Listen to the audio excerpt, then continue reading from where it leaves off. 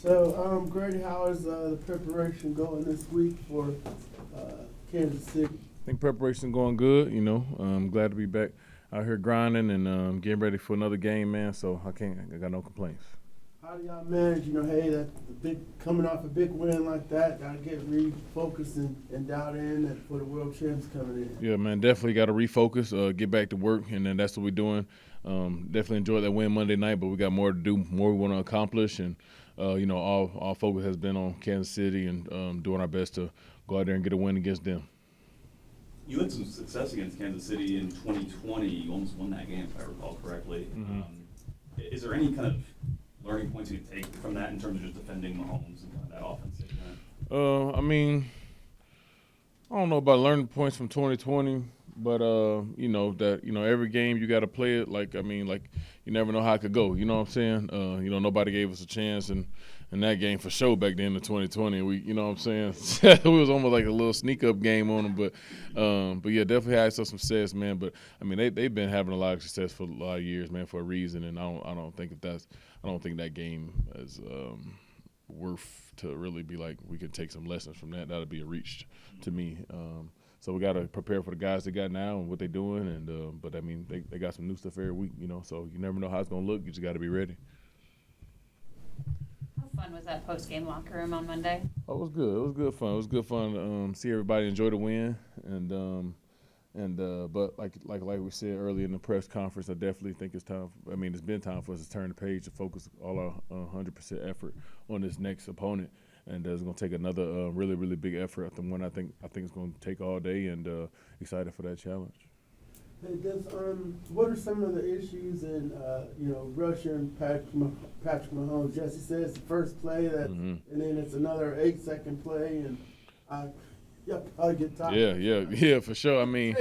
He can extend plays like no other. You know what I'm saying? And he's very elusive, very athletic, and then he can cover all the ground that he lose with his arm. Throwing if he got to throw it all the way across the field, and it's pinpoint right on point every time. So that's the challenge that he presents. We got to be disciplined in the rush lanes, and guys got to plaster. DBs got to stick with the receivers as they try to make plays happen while he tried to extend plays. And it's a gift that he blessed with, and I'm sure he works on a lot, and we got to be ready for it. In your opinion, what makes Andy Reid such a good offensive football coach? Just the consistency over the year. Everywhere he been, he win, with different kind of offense, different kind of personnel, you know what I'm saying? It always might look the same, and he just tailor to what his players do best, And, it's definitely something to just, marvel at the way he be able to, and the respect that his guys have for him. It says a lot, too. And, from what I see as a competitor, as a player standpoint, you just never really know. You just don't got the beat down on what he's going to do, week in, week out. And seem like they always got answers for something. So, he Hall of Fame coach for a reason, and, definitely nothing but respect. Kirk talked about the importance of building on what you guys did last week and not letting that, kind of be left behind in the past. What does that look like for you particularly in your guys' position? I think just getting back to work. You know what I'm saying? Just getting back to work, putting all our effort into the next couple of days we got to prepare for Kansas City. And just really, that's really what it is. You know what I'm saying? It's real early in the season. Everybody will just play 2 games. And it's just the season can still go either way for everybody. So everybody's just trying to put their best foot forward. And if we let that Monday night win, linger for too long, that's a great win. But in my eyes, I expected to win the game, and I think we up to the next game. So, and that's what we're prepping for, to continue to try to get these wins going. I know every game is the same for you guys, but first Sunday night football game for the Falcons since I think 2019. I'm sure there have been crazy atmospheres in the Benz that you've been a part of in the past, but to be able to have that opportunity to build on a stage like that, how exciting is that? Yeah, no, super exciting, man. Super exciting. You can't take it lightly. Like you said, it's been years since we had one, and definitely going to relish and cherish that moment. I'm sure the band's going to be rocking, and I can't wait to see the fans turn it up, and we're going to give them a reason to cheer. How would you say the pass rush has evolved since the addition of Matthew Judon? I think Judon does a good job of turning nothings into something. Sometimes he got a great feel for just finding the ball when it's in the pocket, and he's a dynamic player that teams do have to account for, and a guy who had a lot of success in this league. So, I mean, it definitely elevates us as a whole team more than just the defense. So, he's a great addition for us. There's been a lot of talk, especially these first couple of weeks, about passing kind of being down this year in the NFL. I'm just kind of curious to get your perspective on why that may be, and I guess what defenses in general are doing better to stop these passing yards.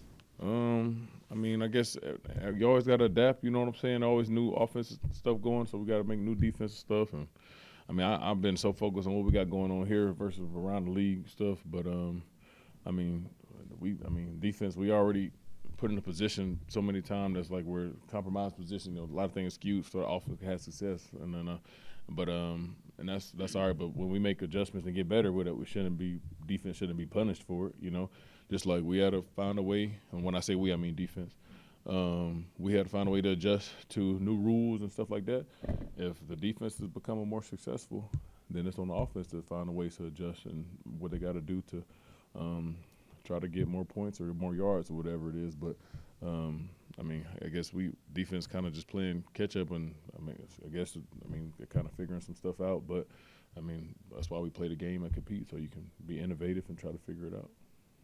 Grady, what do you remember about the way Calais Campbell kind of took care of his body, and did you kind of learn anything about that and his longevity?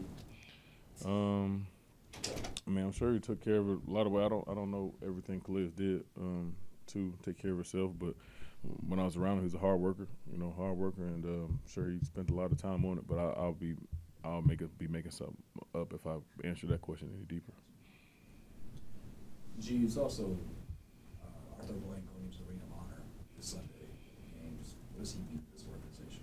Man, great honor for him to go to the Ring of Honor, man. He's been just a world-class owner, man. There's nothing that we haven't wanted in this facility that he has an answer with, you know what I'm saying, providing us with any and everything that you can imagine. I mean, and aside from the football part of it, just the respect that he has in the city and the way he cares about people is really, really special.